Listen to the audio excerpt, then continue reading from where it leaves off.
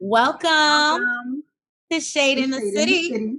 I'm Treese. It's Nels. And today we are jumping back into our last, two episodes? Love and Marriage Huntsville, y'all. And I just want to say thank you guys so much for the support. I see the numbers like skyrocketing. They going up fast, y'all. Yes. Love it. But just the views on Love and Marriage Huntsville have been so awesome lately. And I don't know if that's why most of y'all are subscribing, but we just want to let you know that we appreciate it and we thank you. And y'all, let's not waste no time. Let's get into it. Let's get shady.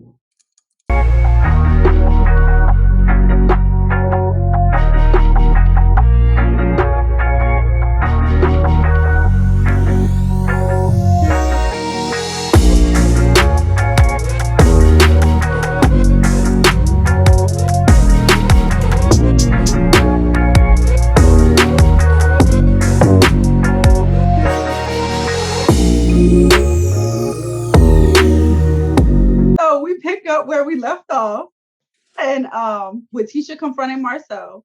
And of course, she brought up the conversation that she had with her mom about the picture and that big ass back. She said her mom. That's his back. Yes, he's back. And she says that her mom told her that he admitted to being at a hotel with a friend, and Tisha knew about it. And he's like, no. I ain't say I was at a hotel. I did say I was in Atlanta with a friend, but not at a hotel. So Marcel says, if you bring some nonsense to me with very little evidence, and there's not even a full story, you're already getting hell bent on my guilt. So he says he went to Atlanta the afternoon of January 4th with a friend. And you know what bothers me? The fact that he just kept on saying this friend, this friend, this friend. And she's like, who? Who? Like, why the fuck I gotta keep why do I gotta ask you? You already know I'm thinking it's a female, nigga. Because I'm talking about a picture of a woman's of your back. And you talking about, I was with a friend in Atlanta. My thing is, why you telling me I knew if I ain't know?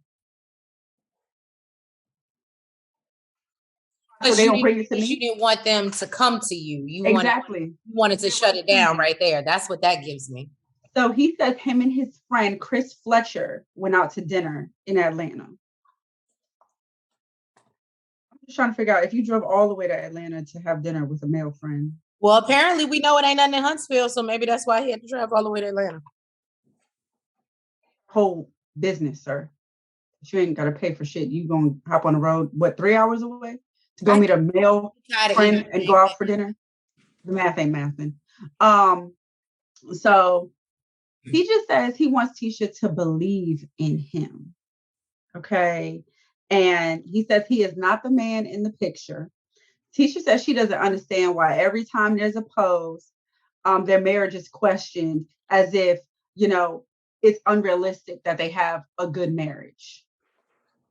She starts breaking down, crying and stuff. And, Marcel says the reason I don't know why they want to mess with my family. And we've been doing this for 4 years and they keep coming for us. And don't they see they're trying to destroy a young family? Because birds of a feather flock together. Okay. Marcel says the reason he doesn't give explanations is because in this day and age, accusations is a receipt. His manipulating ass is good. He is real good because I was like, oh, Marcel, you didn't do it, but that's so bad.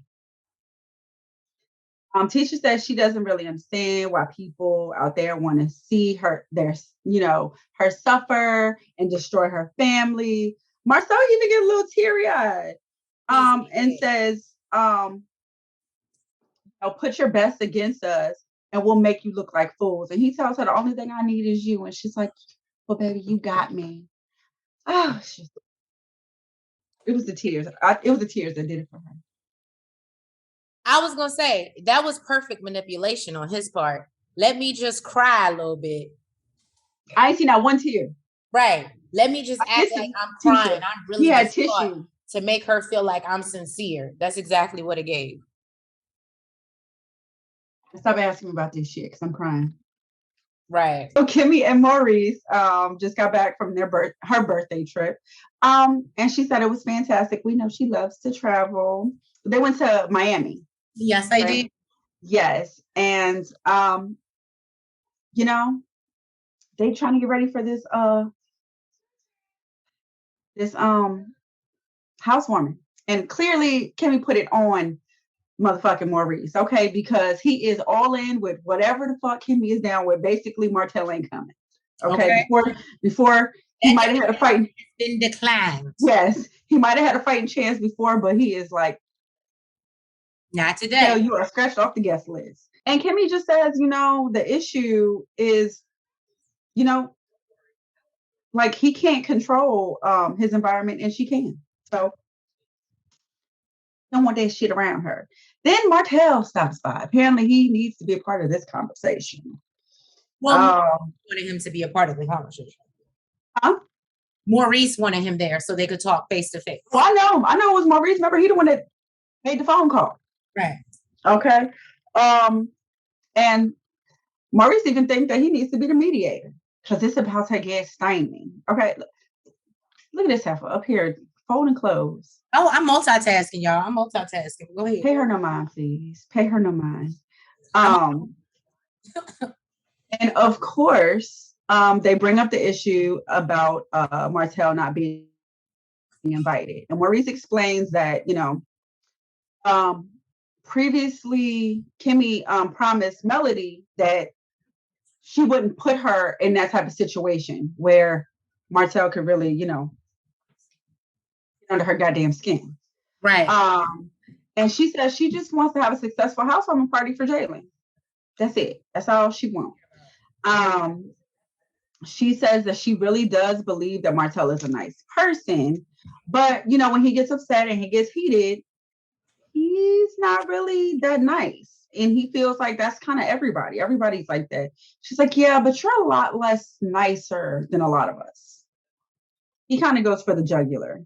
He just wants to win the argument. She says that, she does understand that, sometimes the punishment fits the crime, but she don't want none of that shit. She don't want nothing to do with none of that shit. And basically she lets him know that really what started all this was the post that Marcel made and, his comment and his tagging. And she feels like, it opened the floodgates for negativity. And so she lets him know that is what specifically, he has done. And he, he agrees that he chimed into the foolishness, but he's like, we all laughed about it. Me, Maurice, Marcel. And she's like, well, who didn't? He's like, yes, you. He's like, but I called immediately and apologized. And she's like, as you always do. Right. You can't just keep on doing shit. And apologizing. And he says, you know what? I don't want to do anything to negatively affect you guys. He actually seemed really sincere.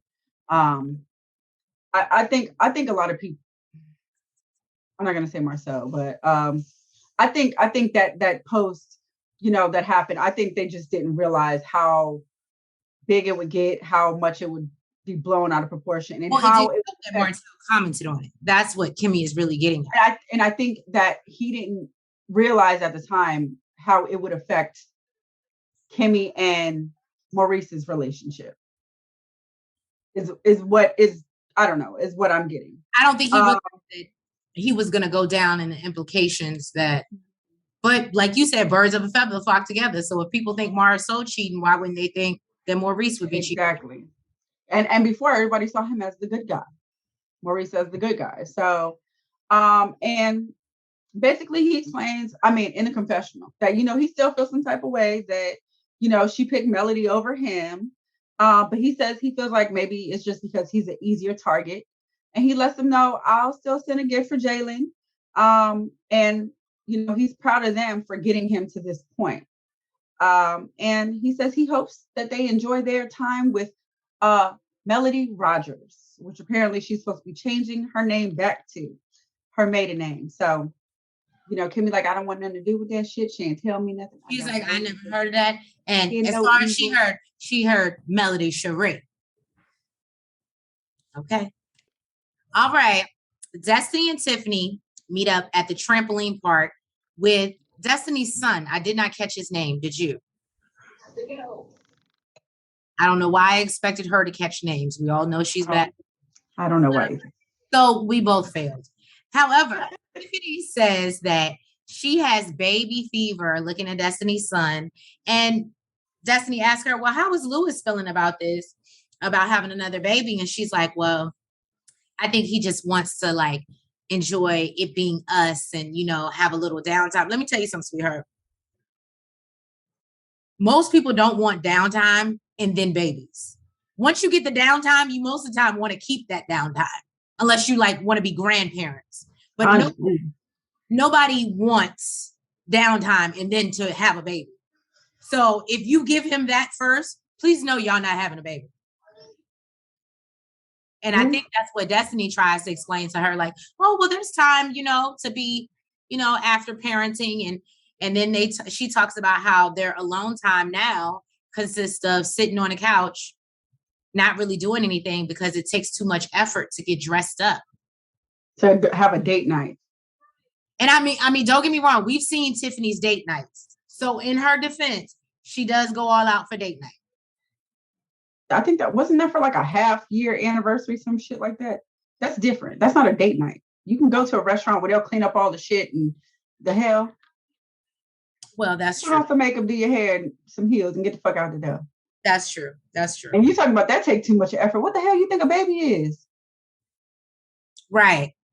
But yeah, so no, then Tiffany brings up, or actually Destiny brought up the whole Galentine's thing. Tiffany asked her how she's been doing. And she just says that, she's been dealing with a lot with co-parenting and just parenting in general. And she felt like at the Galentine's event, she was being poked by Stormy. Now, Tiffany tells her, well, I think you kind of agitated the situation. She was like, I think you were quiet. I think she was quiet until you agitated her. And she was like, where the fuck? She was like, were you at the same venue that I was at? Because I think she just didn't want to, I think she didn't want to ruffle no feathers because she was like, well, there was a lot going on. Right. And I can appreciate Tiffany for trying to be honest, but girl, y'all not that close yet. Y'all not that close yet. So then she talks about how, Stormy was speaking hood and she just gave her back that same energy. She was like, she said she was speaking her language. Right. Which is hood. I said, oh, shit. And then she talks about how, if a person questions you 3 or 4 times, like, I feel like you're pushing. What was I supposed to do? And I was like, well, that is kind of true. But at the same time, maybe if you would have answered the question, I mean, you may not have had an answer, or you could have just said, I don't know. But you kept saying, ask her. And she was asking you. So I guess maybe she felt like I really don't know you. I don't have to answer your question. Tiffany does admit that she wasn't aware that Mel and Tisha were frenemies. And that was news to her. Now, Destiny says that although she, things got a little out of hand, she doesn't want to act that way around anyone. And she said that God is still working on her. He's working on us all, girl. Tiffany asked Destiny if her and Mel will ever be cool again. And she says that they cut to the confessional and that she basically talks about how, it's unfortunate that used to be her ride or die at one point. And now she ghosted her and she's going to leave ghosts where they lie. Where they are. Mm-hmm. But she feels like her friendship with Tiffany is authentic, which is surprising. I was like, oh, okay. And then I don't know if you caught this shade. So Tiffany recommends that maybe she joins her and Mel on their girls' trip to Utah. And Destiny is like, what the, like, she was nails. What the hell is in Utah? Mm-hmm. And she's like, maybe just a different environment, a different place. Like, yeah, she lets her know that they're going to try to find her dad, her biological father.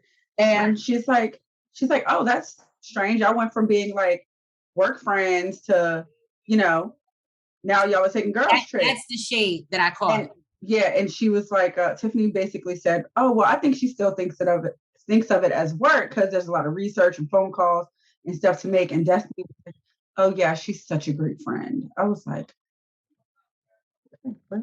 So Kimmy is excited because she's throwing a housewarming for Jalen because she's super proud. She's super proud of him, you know, where he has come. And Maurice is he just has high hopes that, you know, all the women will be in the best place possible, that they'll all get along.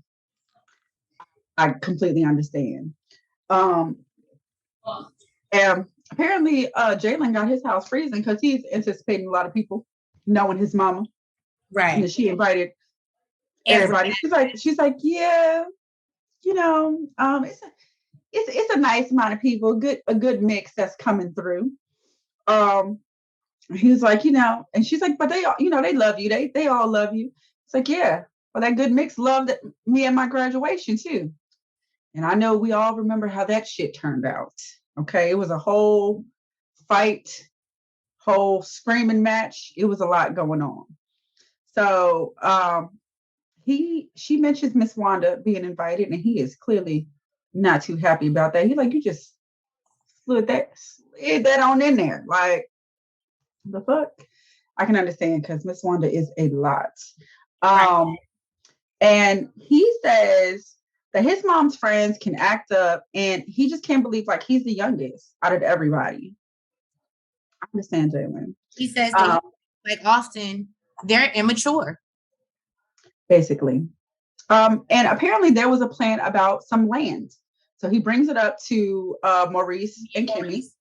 And Maurice says, yeah, ultimately Kimmy wanted a restaurant where, you know, you can eat and have gatherings. And he's like looking at Kimmy for confirmation. She's like, yeah, you know, that pretty much covers it. But I don't think it was my idea. You know, I wanted something where, you know, it could be like a place for students. Like tutor children. Yeah. And Maurice is like, he's like, I don't ever remember that. Like, you sure you didn't mention nothing about no food? She's like, no, but you did. Right. And basically she says in the confessional that she feels like she'll tell him something and he just doesn't really hear her. And he's like, no, it's not that. It's that I can read your mind. Like, I know what's good for you. I know what you want. I know what you need. So the Destiny shows up looking like new money. Mm-hmm. Okay, she looking cute. And Kimmy basically asked her, you know, how she's doing. She's like, you know, I'm good. From the last time you see me, she's like, good. Because everybody about to be here. Well, damn, just throw her in the fire, boo. Just throw her. Everybody and their mama, tell me. So we see Tiffany and Lewis arrive at Jalen's housewarming. And then we also see that Martell gives us a phone call. And, you know, he wishes him a good housewarming and, you know, you have great people around you. And, you know, he's like, no, I definitely couldn't have done it without you. It was actually really sweet. And clearly this is Martell has a good heart that Kimmy talks about, right? So, girl, I thought he was about to say some shit. Well, you know, it would be great if I could have been there, but I wasn't invited or some shit. Right. He wasn't on that though. He wasn't on that. I was so proud. I was proud of Martell in this moment. So Destiny basically says, where your gift and where you at? And he still doesn't take the bait. So, right. Both. Martell, I'm proud of you. So then Tiffany spills the beans that Martell plans on having a wine tasting event in Atlanta, guys only. And Kimmy says that she didn't know. And Maurice says that he didn't know. I didn't know nothing about this until this very moment. So Kimmy says that they just had a conversation with Martell and he didn't mention it. And Maurice tries to act as surprised and says, well, maybe he just forgot. And no, she felt like he didn't mention it because she was there. Right. I can understand why she felt some type of way. I ain't mad at her. So then Melody arrives along with Stormy, and it's so funny because I seen Stormy's husband in the clips, but you never actually see him, but we know he's there. And then Tiffany and Lewis actually leave because they're going to their son's soccer game, so they cut out. Somebody else said football. Did they say soccer? I heard soccer, or maybe they just wanted to get out before the shit got real. They're just like, we're going to his game. Right. I think they just like, which is surprising because we all know Tiffany like to be messy. So somebody else could have had it confused. Right. So then Kimmy approaches Stormy and asks if she can take a moment for her and Destiny to have a conversation. And Stormy's like, yeah, that's what's up. Like, no, that's not a problem. So she takes them. I'm going to assume it's like either a guest bedroom or Jalen's bedroom. And basically says, you know, she appreciates Stormy being so willing to have the conversation. And Stormy's like, perfect, then I'll start off. So Stormy lets us know that, you know, she doesn't understand what happened because she didn't have beef with Kimmy prior to the Galentine's event, which I think I said that prior. Second, they were talking about sponsorships and working together. So she's like, this person. She said right before the Galentine's event, right. They were like talking about it. So this person that they want my money as far as a sponsorship, but now you're like cussing me out and trying to fight me. And I said, ooh, don't mess up your money, Destiny, because you don't have Stormy money. You do not have that. So basically, then Destiny comes off and she's like, well, sweetie, or she said, that's how I talk. And then she said something about she was like, well, I didn't start it, sweetie, or something like that. And she was like, I'm not sweetie. Let's not do that. Like, cool your jets. And so basically Destiny's like, I cannot have this conversation. This is just so emotionally unintelligent. And I don't want to have this conversation with her. And she gets up and walks out. So Stormy looks at Kimmy and she's like, was I wrong? Like, I don't understand. And Kimmy's like, well, Stormy. And she's like, no, you already know how she meant sweetie. It wasn't to be endearing. It wasn't, no, that bitch was trying to be. It was condescending. Yes, it was condescending. Like she said. Mm-hmm. So, yeah, y'all, I don't think that's going to be getting worked out. And so Destiny walks out the house at this point. And then Melody, Stormy and Kimmy walk out and they're going to, you know, and she addresses Melody and Melody's like, what happened? She's like, girl, it went where it went. And y'all, we know it didn't go nowhere. But we know then Tisha and Marcel arrived. And it's just, she was cold as ice. Right. I'm telling you. Hilarious because Marcel is making fun of it the entire time. He was like, well, this ain't awkward. So this is what we're gonna do. We gonna do talk. You just gonna sit in the same room and I speak to me. I said, well, when Melody said, I don't fuck with you, you little cheating ass bitch, I ain't fucking with you. She has a Martell. Then they bring up Martell. And she was like, why? Why are you asking me about Martell? Like, that's stupid. Like, right. And Maurice is like, oh, well, I heard you guys were progressing. And she goes,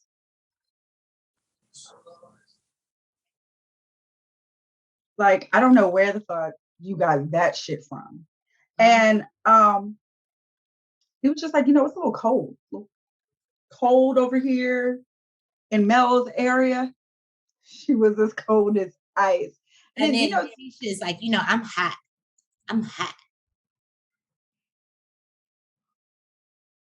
It was just really, it was awkward. It was awkward. Let me tell you, I couldn't have been in that room because Marcel would have had me dying laughing because